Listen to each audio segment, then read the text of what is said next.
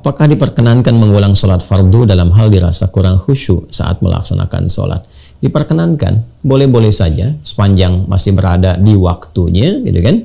Atau misalnya ada yang membatalkan yang sifatnya memang harus diulang, dan itu pertama di dalam waktu. Kalau kedua dia sudah melewati waktu tapi ingat misalnya ada sesuatu yang membatalkan, boleh di waktu ingatnya dia mengulang pada saat itu, sah. Ya, misal contoh kasus yang pertama ini, jangankan dalam keadaan merasa kurang khusyuk, ya, ada kasus lagi dalam mazhab Syafi'i itu seperti takrim dalam waktu sholat. Jadi di dalam perjalanan kita nggak bisa memastikan pakaian kita itu bersih atau kotor, sudah masuk waktunya, kan?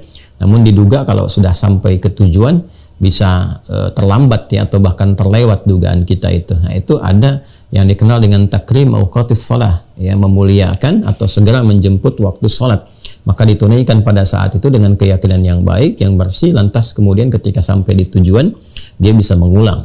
Nah, dalam kasus ini pun kita sholat terus merasakan misalnya makmum di depan imamnya kurang baik bacaan karena kondisi tertentu misalnya, kemudian kita ingin mengulang, diperkenankan, tidak ada masalah. Atau kita sholat merasa kurang khusyuk, kurang baik, setelah itu kita mencoba mengulangi, tidak ada masalah, silahkan, tidak ada larangan untuk mengulangi itu. Namun demikian, jangan diberikan atau dibiarkan kondisi seperti itu berlarut.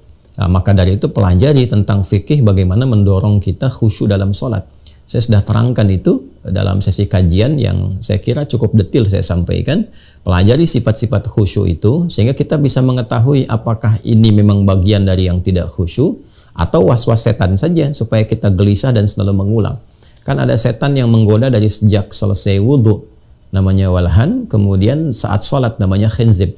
Nah, itu nanti ada juga bagian dari was-was itu diberikan seakan-akan kita tuh nggak pernah khusyuk, padahal sholatnya sudah cukup baik. Ya, tingkat khusyuk yang paling rendah itu kata para ulama ketika seseorang sholat. Ya, karena di antara makna khusyuk itu kan al-khudu' wa dhillah wa sukun. Ya, bisa di tiga ini mungkin dapat khudu'nya saja, merendah, wa dhillah, ya, upaya untuk merendahkan serendah-rendahnya, dan itu digambarkan dalam sujud.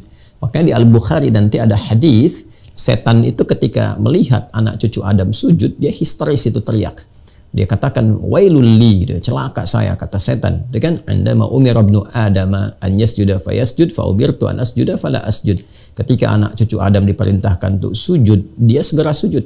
Sedangkan aku diperintahkan sujud, aku tidak sujud. Dia histeris itu.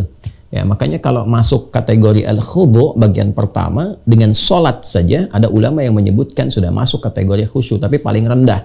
Ya, khusyuk dalam arti praktikal, dia menunaikan sholat untuk bersujud kepada Allah, masuk formalitas. Tapi khusyuk dalam segi maknawi yang menghasilkan segala feedback kemuliaan dari situ. Ya, dalam arti ada ketenangan, ya kan, sukun, tumaknina, zikir yang melahirkan ketenangan pada jiwa, manfaat sholatnya, merubah kepribadian jadi baik, yang mengabulkan doa, itu harus tahap kesukun nanti. Ya, al-khudu' wadzillah wassukun. Nanti kriterianya ada lagi, menyiapkan diri dengan pakaian yang baik, kan? Ya bani Adam khudhu zinatakum 'inda kulli masjid. Kemudian apalagi menghadirkan suasana akan menghadap Allah dengan menyempurnakan wudu, Quran surah ke-5 ayat ke-6. Merasakan suasana mungkin sholatnya sholat terakhir yang ditunaikan, Quran surah kedua Al-Baqarah ayat 45 sampai 46, seperti yang pernah saya ajarkan. Ya, maka dalam kondisi itu pelajari supaya kita tidak dijebak dalam waswas syaitan. Ya, jadi setiap sholat nanti diulang. Nah, kalau ada perasaan begitu, itu setan yang sedang bermain. Ya, tapi kalau dalam kondisi tertentu saja kita merasakan nggak enak, kadang-kadang merasa. Saya juga pernah mengalami satu saat singgah di masjid transit, kemudian kita merasakan, oh ini imam agak kurang tepat nih bacaan gitu kan, agak kurang tepat, atau bahkan menemukan imam yang sebetulnya salah, tapi dia mempertahankan kesalahan gitu kan. Kita sudah subhanallah, dia nggak perbaiki, atau kita perbaiki dari belakang pura-pura nggak dengar gitu. Nah, itu biasanya seperti itu. Kadang saya suka ulangi sholat, kemudian memberikan pencerahan dengan cara yang baik kepada imamnya supaya menjaga fikih imam dengan baik. Nah, itu bisa dilakukan kondisi-kondisi yang dimaksudkan. Tapi kalau kondisinya was-was dan sebagainya, maka cepat ambil yang yakinnya dan pelajari sifat penjelasan tentang fikih sholat terkait dengan kehusyuan supaya tidak larut dalam godaan-godaan setan.